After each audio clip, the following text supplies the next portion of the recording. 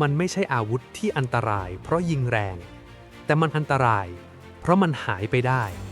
และการหายไปในสงครามคืออำนาจ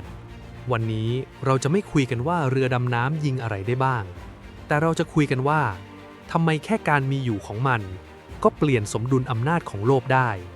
หลายคนคิดว่าเรือดำน้ำคือเรือที่เอาไปจมใต้น้ำเฉยๆ ความจริงคือ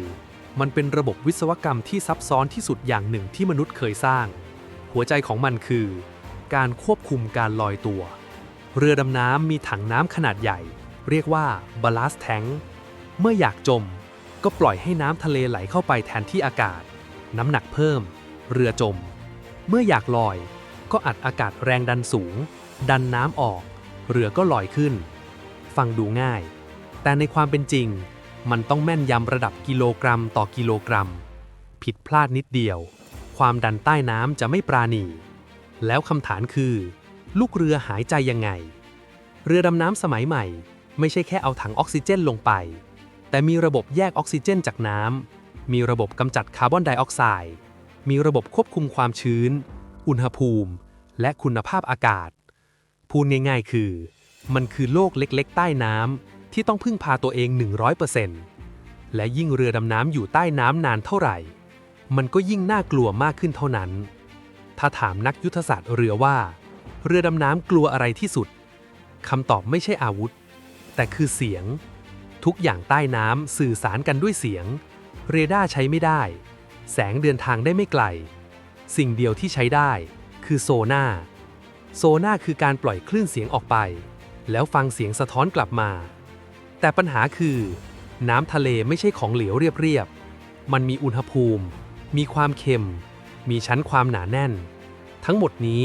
ทำให้เกิดสิ่งที่เรียกว่า Sound Shadow Zone พูดง่ายๆคือมีพื้นที่ใต้น้ำที่เสียงเดินทางไปไม่ถึงเรือดำน้ำที่เข้าไปอยู่ในโซนนั้นเหมือนหายไปจากโลกต่อให้คุณมีโซน่าดีแค่ไหนถ้าเสียงไปไม่ถึงคุณก็หาไม่เจอนี่คือเหตุผลที่เรือดำน้ำไม่ต้องเร็วไม่ต้องยิงไม่ต้องโชว์แค่เงียบพอก็ชนะไปครึ่งหนึ่งแล้ว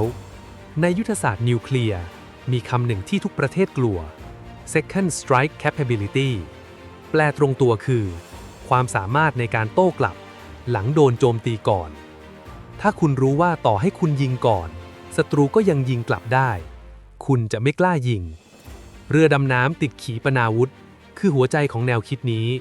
เพราะไม่มีใครรู้ว่ามันอยู่ตรงไหนคุณจะทำลายมันก่อนแทบเป็นไปไม่ได้นี่คือเหตุผลที่ประเทศมหาอำนาจลงทุนกับเรือดำน้ำมากกว่ากองเรือผิวน้ำบางประเทศเสียอีกมันไม่ใช่เรื่องศักดิ์ศรีแต่มันคือประกันชีวิตของประเทศตรงนี้สำคัญมากเพราะถ้าไม่พูดคุณจะฟังดูเหมือนโฆษณาเรือดำน้ำมีข้อจำกัดเยอะมาก 1. มันแพงทั้งการสร้างการฝึกการดูแลและการซ่อมบำรุง 2. มันกดดันมนุษย์ลูกเรืออยู่ใต้น้ำเป็นเดือนไม่มีแสงแดดไม่มีพื้นที่ส่วนตัวปัญหาทางจิตใจคือเรื่องจริง 3. มันไม่เหมาะกับทุกประเทศถ้าทะเลตื้นถ้าพื้นที่จำกัดถ้าภารกิจไม่ชัดเจนการมีเรือดำน้ำอาจไม่คุ้มค่าและนี่คือจุดที่หลายประเทศพลาดประเทศที่ไม่ใช่มหาอำนาจมักเจอคำถามเดียวกันจำเป็นแค่ไหน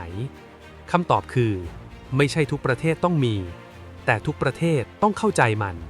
เพราะต่อให้คุณไม่มีคู่แข่งคุณอาจมีและวันที่คุณไม่รู้ว่าใต้น้ำมีอะไรอยู่บ้างคือวันที่คุณเสียเปรียบตั้งแต่ยังไม่เริ่มรบอนาคตของเรือดำน้ำไม่ใช่เรือที่ใหญ่ขึ้นแต่คือเรือที่ไม่มีคนโดรนใต้น้ำระบบอัตโนมัติ AI วิเคราะห์เสียงสงครามใต้น้ำกำลังจะเงียบกว่าเดิมเร็วกว่าเดิมและอันตรายกว่าเดิมมนุษย์จะไม่อยู่ในเรือแต่จะอยู่หลังจอเรือดำน้ำไม่ต้องยิงใครไม่ต้องโชว์พลังไม่ต้องชนะในสนามรบหน้าที่ที่แท้จริงของมันคือทำให้ศัตรูไม่แน่ใจและในสงครามความไม่แน่ใจคือสิ่งที่แพงที่สุดเพราะมันทำให้ทุกการตัดสินใจช้าลงลังเลขึ้นและผิดพลาดได้ง่ายขึ้นเรือดำน้ำจึงไม่ใช่อาวุธของคนใจร้อนแต่มันคืออาวุธของคนที่เข้าใจว่าการไม่ต้องสู้คือชัยชนะที่ดีที่สุด